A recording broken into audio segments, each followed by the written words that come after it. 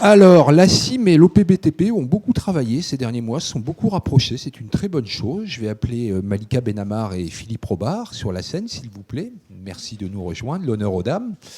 On va appeler un grand opérateur de la construction Bouygues, en la personne de M. Valable. Et Pierre Bruno, le dirigeant de Halomat. Pierre Bruno est un des administrateurs de la CIM, très impliqué dans la normalisation et les travaux de la CIM. Et malgré tout, Pierre, non, je ne baisserai pas ta cotisation à la CIM, malgré tout ce que tu fais pour la CIM. Je sais ce qu'il va me le dire, il va me le dire. Si. Merci pour tout ce que tu fais pour la CIM, Pierre. Merci à toi. Bonjour, donc j'interviens aujourd'hui en tant que responsable de la commission normes, qui a travaillé avec un groupe de travail avec l'OPPBTP dans un but, c'est sur les bases vie, de travailler sur l'amélioration de ces bases vie sur les chantiers.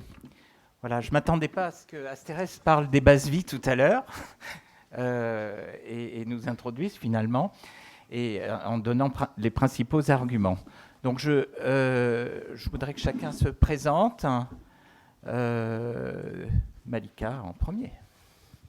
Donc Malika Benamar, je travaille à l'OPPBTP depuis 4 ans environ. Et ces derniers temps, donc, j'ai rejoint la direction technique et j'ai l'honneur de travailler sur ce projet de l'amélioration de l'hygiène sur les chantiers qui est un enjeu. Et je vois que dans le groupe de travail, il y a plein de convictions et vous allez en entendre parler. Philippe Robard, directeur technique de l'OPPBTP depuis 2 ans et 2 mois. Personnellement, j'ai pas mal d'années dans le BTP, une quinzaine d'années en maîtrise d'œuvre, bureau d'études indépendant, et puis 7 ans chez Bouygues Construction, 8 ans chez Vinci Construction France.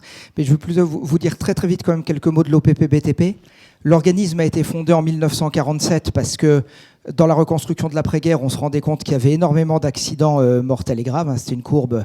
Donc il a fallu agir et donc il y a eu un décret et il y a eu la création de cet organisme pour faire la promotion de la prévention, de l'ingénierie de prévention, du conseil et de la formation. Depuis, tout a très bien évolué. Alors on a 3, je dirais, directions de production dans cet organisme. On est maintenant à peu près 380. On a une direction des opérations et de la formation répartie sur 12 agences qui va régulièrement au contact du terrain, sur les chantiers, dans les entreprises, dans les différentes commissions liées à la sécurité santé. On a la direction technique que j'anime, qui représente maintenant 45 collaborateurs, avec toutes les expertises possibles de la santé-sécurité dans le BTP. Et puis on est aussi une maison d'édition, un pôle éditorial et digital, puisqu'on entretient le site Prévention BTP, qui reçoit plusieurs millions de visites et qui met à disposition tous ces contenus d'ingénierie de la prévention et de mise en œuvre pratique sur les chantiers. Et Johan Valable, donc depuis 15 ans chez Bouygues Construction. Pour pas qu'il y ait de quiproquo, je ne viens pas vous voir en tant que Bouygues ou Bouygues Construction. Je viens vous voir en tant que petit loueur de 3000 modules que je complète par 3000 autres en France, parmi les gens qui sont dans la salle. Je suis responsable des installations de chantier, donc dans le service matériel, bungalow et installation électrique provisoire. C'est 120 personnes qui conçoivent des modules bois, dont je suis très fier, qui révisent dans nos ateliers, qui montent avec des équipes terrain, qui assurent le SAV, comme un loueur classique pour le coup. Voilà. Et nouveau membre de la CIM. Et nouveau membre de la CIM, effectivement. Ouais. Alors, Monsieur Robin, pourquoi l'OPPBTP s'intéresse à l'hygiène sur les bases vie? Expliquez-nous. Écoutez, je vais d'abord partir d'un constat qui est hors bâtiment pour revenir tout de suite dans le bâtiment. Hier, pour honorer l'invitation de la CIM et avoir le plaisir d'être avec vous aujourd'hui, j'ai sauté dans un TGV Ouigo qui est parti avec 2 heures de retard et qui a mis 3 heures pour arriver à destination. C'était le premier qui se présentait. Voilà, les autres, je ne savais pas s'ils allaient partir un jour. Mais je me suis fait l'observation qu'au bout de 2h30, le bloc sanitaire était encore propre. Et ça, c'est une conséquence tout à fait claire du Covid. Et dans le BTP, c'est la même chose en fait. On a eu une période où ça s'est très fortement amélioré et où finalement tout un ensemble de solutions, qu'elles soient collectives, individuelles, matérielles, consommables, tout ce qui est mis à disposition des salariés et des opérateurs sur le chantier de l'encadrement, des questions de flux aussi qui ont été régulées différemment, et puis des questions de fréquence de nettoyage, par exemple, comme on le voit dans les trains. Et donc ça, on y a été contributeur à l'OPPBTP avec nos différentes versions de guide. On a énormément apprécié ce pic vertueux, ce progrès vraiment visible. Seulement voilà, c'est déjà un peu loin tout ça. Et là où on espérait qu'un nombre élevé d'enseignements soit tiré et que de bonnes pratiques restent dans la durée, on constate qu'aujourd'hui, il y a quand même environ 40% des chantiers qui ne sont pas au niveau attendu, qui ne disposent pas des installations adaptées et correctes. Alors comme nous, on n'est pas dans la sanction, hein, on est un organisme de promotion et donc on est sur l'approche positive de la prévention. On n'est pas là pour faire des injonctions, c'est le rôle d'autres instances. Nous, on s'est dit, c'est aussi certainement parce que l'offre n'est pas suffisamment connue. Donc on s'intéresse à l'amélioration de l'hygiène sur les chantiers parce que, clair, c'est dans notre ADN de faire progresser les conditions de travail, parce que c'est un sujet essentiel des conditions de travail. Je dirais pas que c'est une passion pour moi, mais en tout cas, c'est un sujet d'intérêt majeur. Et à tel point d'ailleurs qu'on a fait l'exercice avec les conseils régionaux. Les conseils régionaux, c'est des instances qui se réunissent une fois par mois, où il y a des syndicats d'organisations professionnelles et des syndicats de salariés dans les différentes régions de France. Donc c'était la réunion annuelle, là, le 14 et 15 de ce mois-ci, là, de 14 et 15 mars. Ça réunissait environ 70 personnes. Et puis, on a fait l'exercice, là, on était à Tours, d'aller sur 3 chantiers autour de Tours. On s'est répartis sur 3 chantiers, on a pris des photos. Et puis le lendemain, on a fait un atelier débriefing. Qu'est-ce qu'on a vu? Alors, les 3 entreprises étaient prévenues. Hein, c'était des chantiers pas que standards, parce qu'il y a quand même un chantier qui dépassait la centaine de logements. Donc, en région, c'est pas un petit chantier. Puis des chantiers plus petits. Les entreprises étaient prévenues. Le constat, c'était qu'on a vu des choses parfois très spartiates, voire même, je me souviens d'un espace réfectoire qui m'a rappelé plutôt les ambiances carcérales que des ambiances de travail normales en 2023, jusqu'à, à contrario, du confort d'usage, pas du luxe, du confort d'usage.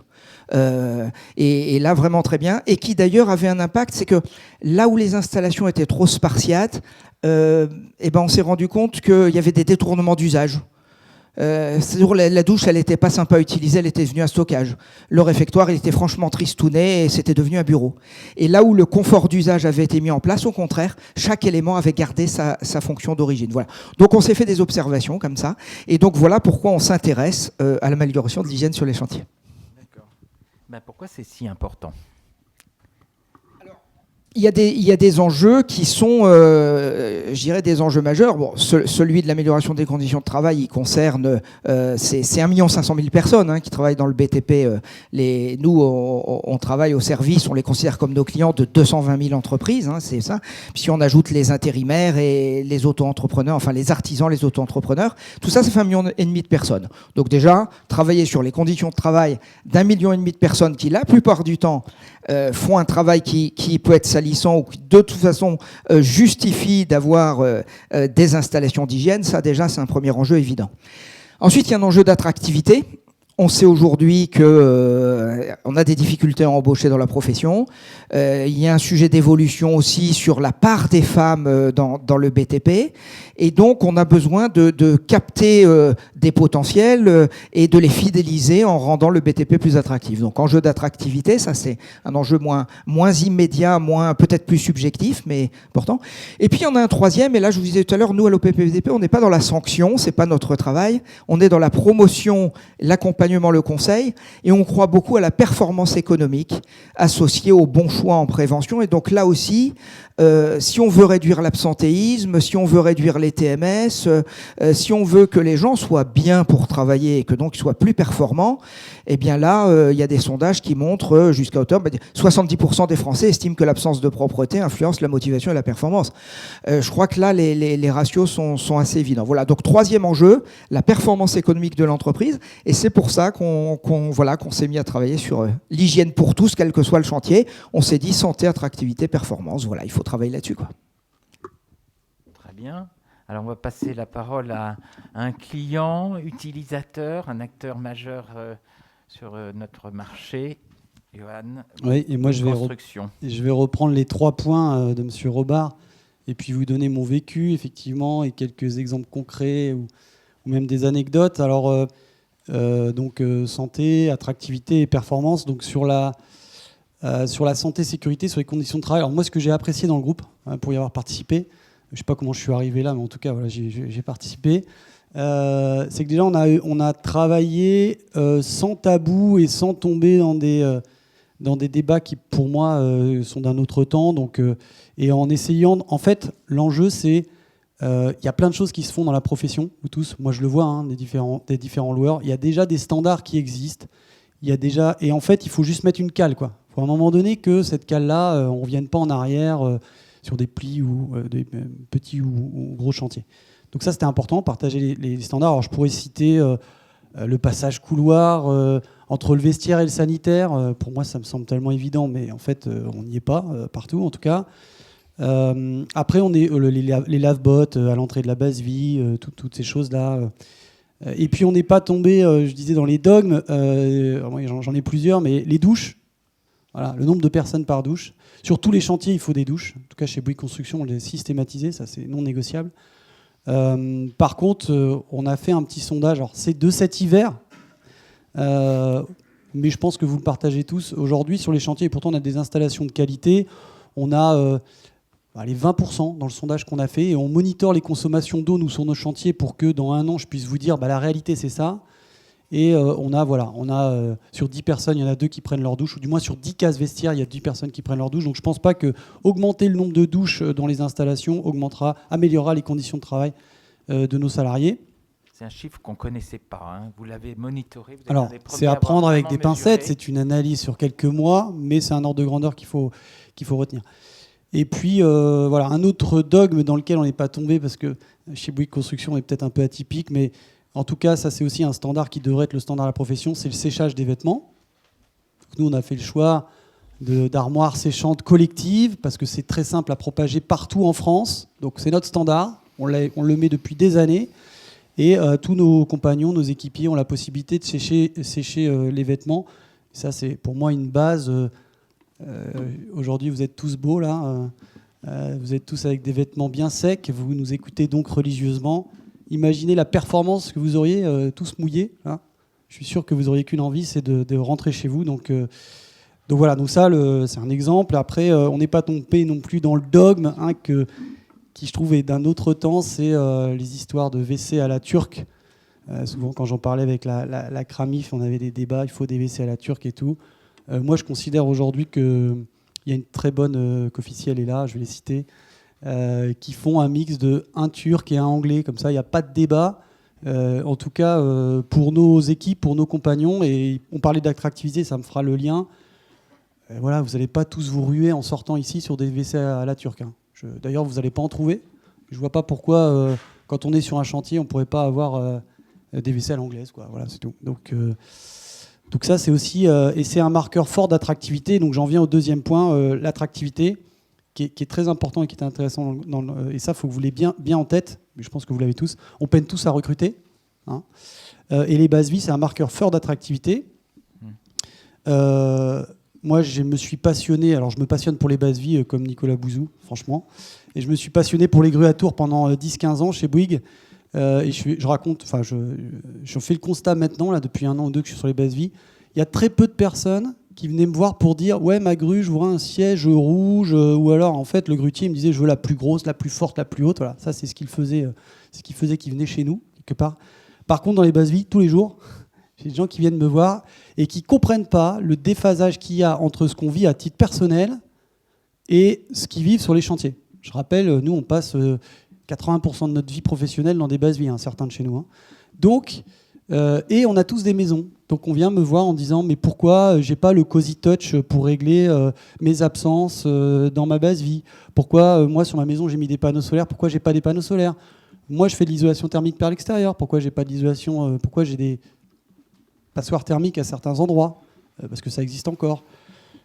Pourquoi j'ai pas de système de récupération d'eau. Donc en fait, on crée un déphasage, et les jeunes et les moins jeunes d'ailleurs, ils sont très sensibles à ça. Sur les questions d'environnement, ils sont très sensibles et voire même des fois agressifs sur le sujet, malheureusement. Donc ça, si on veut attirer des jeunes compétences, la base vie, c'est clairement un point important. Bon, et puis après arrive le troisième point de la performance, le nerf de la guerre, un petit peu quand même, parce qu'à un moment donné, il faut que ça se paye, tout ça. Et puis, comme tous les autres, je ne suis pas prêt à payer beaucoup plus, mais en tout cas, on essaie de faire évoluer. Je pense qu'il faut arrêter, enfin, un angle d'attaque que vous avez, que j'ai en tant que loueur, chez Bouygues Construction, comment j'arrive à convaincre mes petits collègues, c'est qu'il faut arrêter de réfléchir sur combien ça va me coûter en loc. Il faut que vous réfléchissiez en coût global. Donc ça, c'est ma marotte. Coût global, coût global, coût global. Alors, Pierre voulait que je donne des ordres de grandeur. Je ne vais pas tout donner quand même. Mais il ne faut pas oublier que quand vous louez une base vie, vous allez louer 10 ou 100, comme vous voulez. Les consommations d'énergie, ça va représenter, je pourrais dire entre 25 et 30%. En tout cas, il y a un coût de consommation d'énergie. Aujourd'hui, attractivité, sur tous les chantiers Bouygues Construction, on monitore nos consommations. La base vie, c'est entre 40 et 60% de la consommation électrique d'un chantier. Donc c'est une grosse part. Donc c'est là où il faut qu'on s'attaque. En tout cas, nous, on s'y attaque. On a l'inflation sur le coût de l'énergie. Entre décembre, on signe tous des contrats provisoires sur les chantiers. Entre décembre et janvier, on a fait x3 sur le coût de l'énergie. Donc les ROI que je faisais il y a un an, c'est plus du tout les mêmes en coût global que je fais aujourd'hui. Et puis on a tous des stratégies carbone. Donc on a tous envie de faire baisser nos consommations et d'améliorer notre bilan carbone, tous, les petits ou grands, au-delà des convictions personnelles. Donc ça, c'est vraiment quelque chose à travailler. Et quoi, j'écouterai religieusement aussi l'histoire de la RE 2020, exclusion de la base vie. Moi, je suis persuadé que le marché, en tout cas moi Bouygues Construction, je vais vous le demander, je le demande déjà, va demander des bases vie plus performantes thermiquement pour aller chercher du coût global. C'est le pari qu'on fait avec Cugnot et d'autres, je pense à Mila. J'achète des bases vie premium, je les ai classées comme ça, donc j'achète des bases vie plus isolées.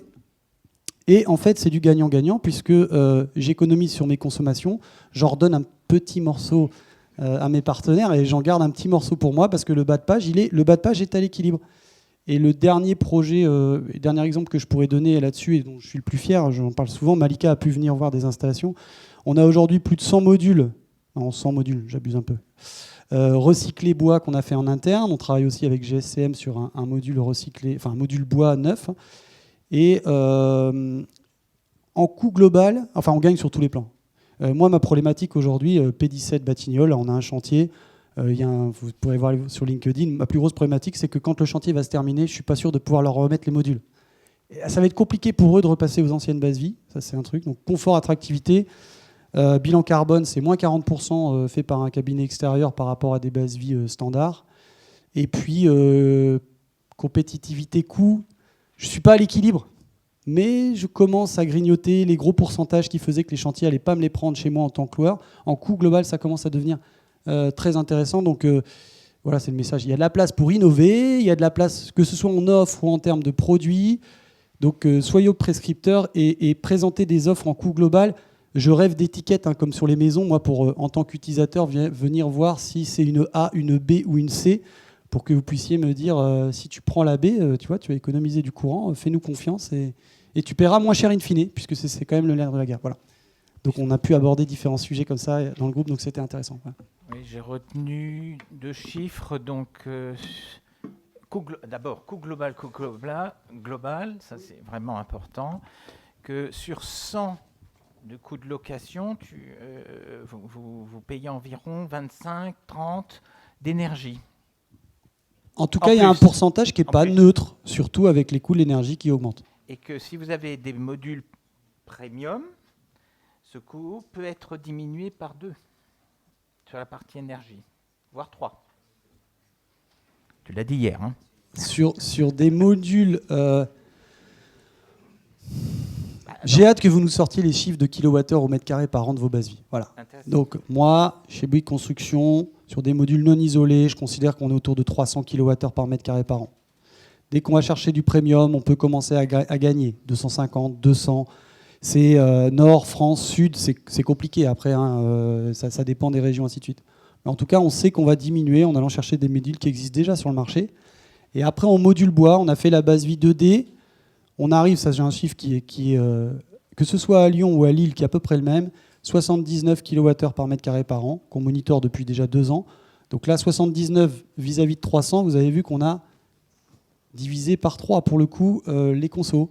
Donc, quand l'énergie était pas chère à 10 centimes du kilowattheure, bon, c'était compliqué à équilibrer. Quand l'énergie passe à 30 centimes en moyenne, là, c'est déjà plus facile en coût. Le concept qu'il faut retenir, c'est le coût global. Donc, si vous vous y intéressez, je pense qu'il y aura des choses à proposer et qui soient du gagnant-gagnant. Parce que moi, je ne veux pas payer plus cher, in fine, comme tout le monde. Voilà. C'est bête. Voilà. Bien. Alors, Malika Benabar. Avant de passer le micro à Malika, je vais ajouter un élément, parce que dans l'anti-sèche qui m'avait été préparé, il y avait un petit couplet sur les économies d'énergie, mais je n'ai pas voulu divulgacher, comme on dit en français, la partie de Johan, surtout que son témoignage en termes d'expérience opérationnelle sur des milliers d'équipements est, je dirais, très, très, vraiment intéressant. Moi, je voudrais, on a parlé d'amélioration des conditions de travail. Je voudrais revenir à un autre sujet qui est la lutte contre les accidents. Vous savez, dans le plan santé 4, le PST 4, le plan santé travail de l'État, il y a un sous-plan particulier de lutte contre les accidents graves et mortels. Et aujourd'hui, le sujet de plus en plus, c'est plus tellement le grand froid dans un pays comme la France, c'est plutôt quand il fait très chaud. Et en fait, on a un soupçon de corrélation sur le mois de juin et juillet l'année dernière, parce qu'il y a eu un pic en juin et en juillet d'accidents mortels. Alors on allait regarder quelle était la situation de travail, quelle était l'heure à laquelle ça s'est produit, enfin on a examiné ça. Et donc c'est pas une démonstration scientifique, ça porte pas non plus sur des chiffres gigantesques. En tout cas, on a un soupçon de corrélation et donc on allait aussi revérifier avec les médecins. La température extérieure à partir de laquelle ça part en exponentiel sur le risque de malaise, c'est 28 degrés. Donc je ne vous dis pas au-dessus de 35, ça se gâte très fortement. Et quand il fait 40 dehors, évidemment, le sujet. Et quelque part, la base vie, c'est le lieu pour se rafraîchir, s'abriter, aller prendre de l'eau fraîche, etc. Or, nous, on a mis en service l'an dernier un truc vraiment intéressant qui n'a rien à voir avec les bases vie, qui est un bracelet détection coup de chaleur qui mesure, ça vient d'une société japonaise, on l'a expérimenté sur plus de 1000 compagnons à travers la France, qui mesure l'élévation de température interne, mais quelque part, quand il y a déclenchement et qu'on se dit « Ah, il faut faire stop avant d'arriver au malaise », où est-ce qu'on va ? On va à l'abri dans la base vie, donc il faut qu'elle soit adaptée à ce temps de récupération. Voilà, donc on voit qu'il y a les conditions de travail, l'attractivité, mais il y a aussi quand même des enjeux qui sont vraiment sur la santé jusqu'au niveau des accidents. Alors Malika, maintenant concrètement, qu'est-ce qu'on a fait ? Où est-ce qu'on en est ? On est dans le cadre d'une convention signée entre la CIM et l'OPP-BTP, signée officiellement à Batimat. Et donc là maintenant, mais où est-ce qu'on en est et qu'est-ce qu'on fait ? Déjà, je voulais revenir sur l'épisode Covid. Moi, en 20-25 ans dans le BTP, en fait, c'est la première fois où j'ai vu une mobilisation de l'encadrement de toute la filière pour trouver des solutions d'hygiène normales pour les salariés. Donc déjà, il faut le savoir, ce n'était pas normal, il y a eu une mobilisation. Et donc, suite à ce Covid, nous, on s'est dit il faut capitaliser parce qu'il y a eu plein d'équipements nouveaux mis en œuvre. Et donc, cette capitalisation aussi, elle est passée par cette idée de mettre en place ce plan d'action, améliorer l'hygiène sur les chantiers. Et donc, concrètement, ce plan d'action, il a pour but, en fait, de réduire et de limiter l'exposition au risque d'épidémie. Il a pour objet aussi de tout simplement permettre aux salariés d'avoir une réponse aux besoins élémentaires que d'aller manger, se laver, se poser. Et il a aussi pour ambition d'améliorer les conditions de travail et d'accueil des salariés. On l'a vu, l'attractivité. Et enfin, l'attractivité et l'image des chantiers doit être redorée. Donc, ça passe par les installations, les bases vie et les installations d'hygiène. Donc, pour cela, on a travaillé donc, sur une convention qui avait pour objet en fait, de se rapprocher des fabricants et des loueurs. Donc, merci à la CIM DLR et au groupe de travail qui a été mobilisé. Bon, je cite très bien la SUM. Et donc, on avait Cofficiel, Allomat, Romodule. On avait également Bouygues Construction.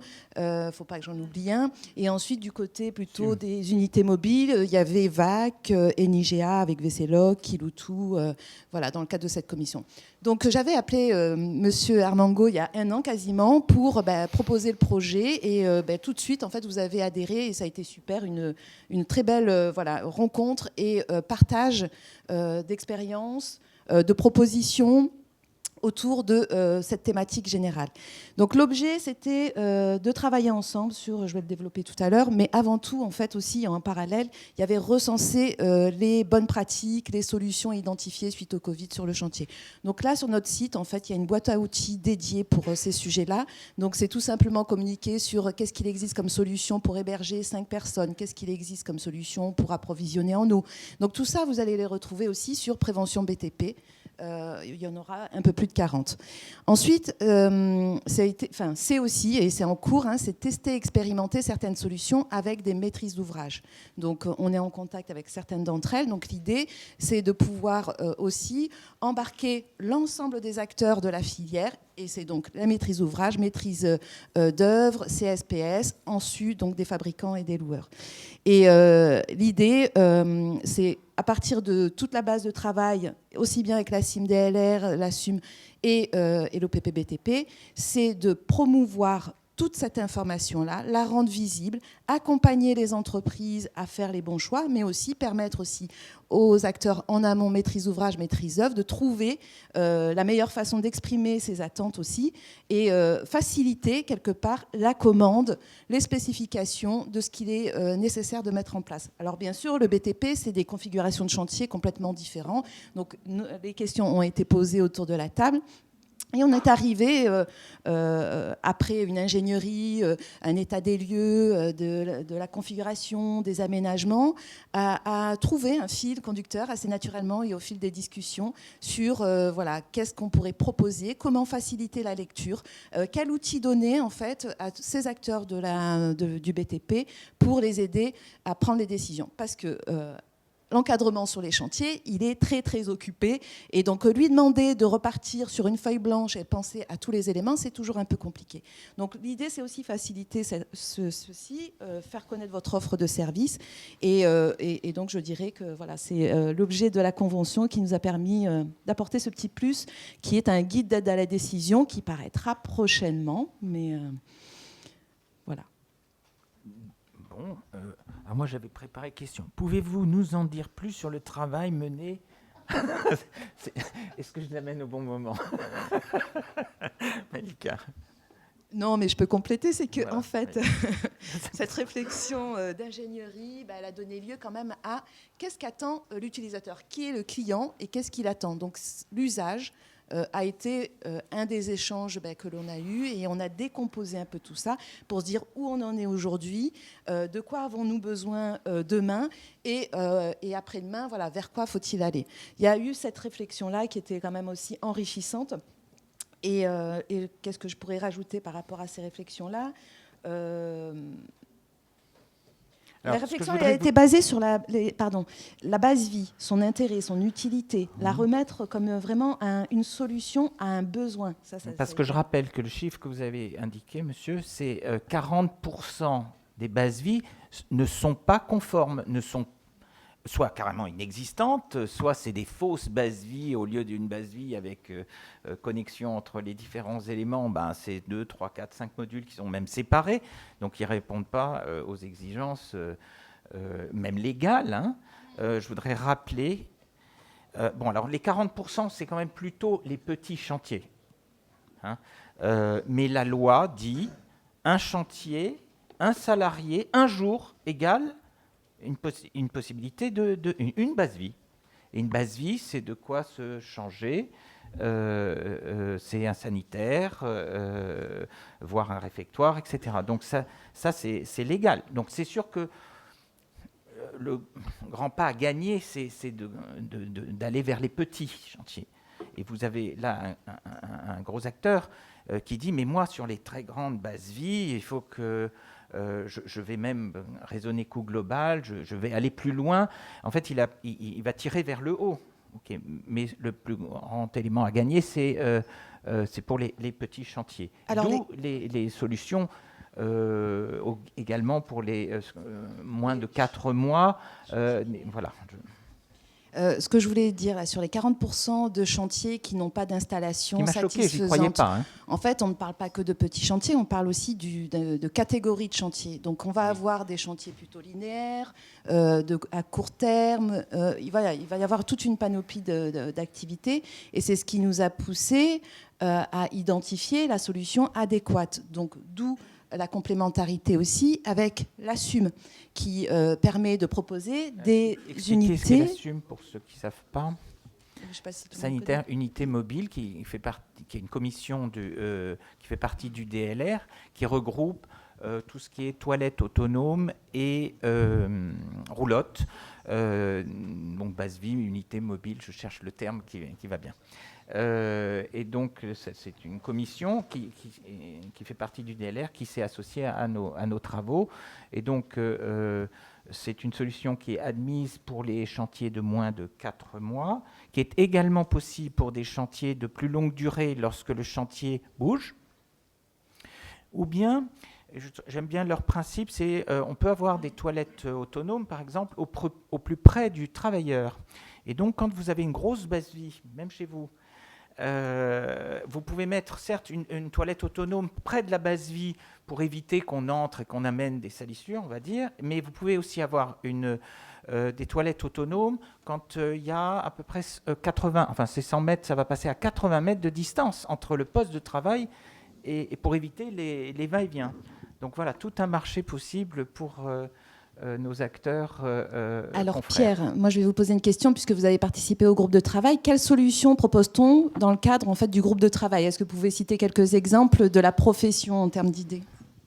Alors, on a aussi, avec Marcel Fadjanelli, réfléchi dans nos entreprises, 2 fois cité Marcel, avec nos entreprises, on a réfléchi à des solutions innovante, c'est peut-être un grand mot, hein, parce que là, vous avez reparlé aussi de l'AVBOT, c'est une vieille solution, mais là, vous êtes en train de dire il faut la remettre. Voilà. Le principe général, c'est éviter d'amener de la saleté dans la base vie. Et c'est vrai que pendant le Covid, ça avait été très développé, puisqu'on se lavait les mains à l'extérieur, donc on va reparler de points d'eau à l'extérieur, ou d'éléments qui permettent de nettoyer les outils, non pas dans les toilettes, mais à l'extérieur. On a travaillé sur des petites bases vie aussi, puisque donc là il faut s'améliorer, avec des demi-modules. On a parlé donc des toilettes autonomes à l'extérieur pour éviter de salir la base.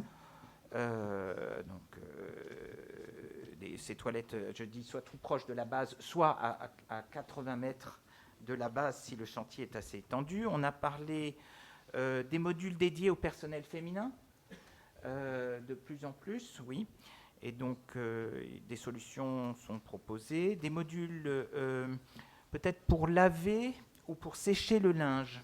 Sur un grand chantier, je pense que ça a une pertinence. Vous direz sur tous les chantiers. Alors, évidemment, il y a des sociétés de services, etc. Mais on pourrait imaginer une laverie, de quoi sécher le linge qui vient d'être lavé. On a pensé aussi à un module comme local poubelle. Je dois le couper. D'habitude, on coupe dans le groupe de travail. Alors moi je vais reprendre la main. En Alors, fait, reprenez. effectivement, dans les équipements, il y a du confort d'usage, il y a des aménagements autour des bases vie pour les rendre agréables et utiliser plus de superficie en extérieur, hein, pas que rester dans le bungalow. Et pour terminer, alors l'OPPBTP organise 2 fois par an des campagnes risques. Oui. Donc en fait, c'est la mobilisation des agences régionales qui nous permet d'amener, on va dire, un sujet de façon amplifiée, puisqu'on a, comme le disait Philippe Robard, un service de communication qui nous aide à créer nos messages. Donc, au mois d'octobre, mi-octobre, on va lancer la campagne sur l'hygiène. Il faut savoir que pour la sécurité routière, c'est une campagne qui a eu lieu l'année dernière. On a accompagné 1000 entreprises. On a eu plus d'1 million de vues sur les supports, plusieurs millions de vues sur les supports que l'on a mis à disposition parce qu'on a mis les moyens de communiquer assez fortement. Octobre, c'est la campagne hygiène. C'est super important. Notre guide d'aide à la décision, ça va être le socle de notre support d'accompagnement des entreprises. On va aller sur le terrain, on va voir ce qu'ils mettent en place et on va les orienter sur les choix d'équipements qu'ils pourraient mettre en place. on va accompagner ce document-là. Donc, ce qui serait important, c'est qu'effectivement, on n'est pas isolé dans cette action-là. Comme je le disais, il faut embarquer l'ensemble des acteurs du BTP. Alors qu'on soit maîtrise d'ouvrage, maîtrise d'œuvre, fabricant, loueur, eh bien écoutez, j'espère qu'on aura l'occasion d'échanger pour voir comment vous pouvez aussi nous aider au déploiement de cette action phare et qui peut être utile et intéressante pour vous faire connaître vos produits et mieux accompagner les entreprises pour passer un cap. Voilà mon mot de la fin. Voilà. Est-ce que vous avez des questions sur ces travaux? Si je... Ah, merci. Une question pas trop difficile. Merci. En fait, c'est même pas une question, mais quand j'entends mes clients ou les clients de mes clients parler de valeur et pas de prix, je suis un homme heureux. Voilà. Eh bien, le mot de la fin. Bravo. En fait, ce groupe compte sur vous pour améliorer l'hygiène sur les basies. Voilà le mot de la fin. Des questions ?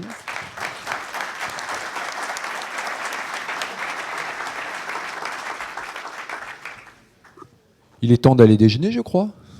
Voilà, donc on se retrouve dans un peu plus d'1 heure à peu près. On battra le rappel, vous inquiétez pas. Ouais. Bon appétit.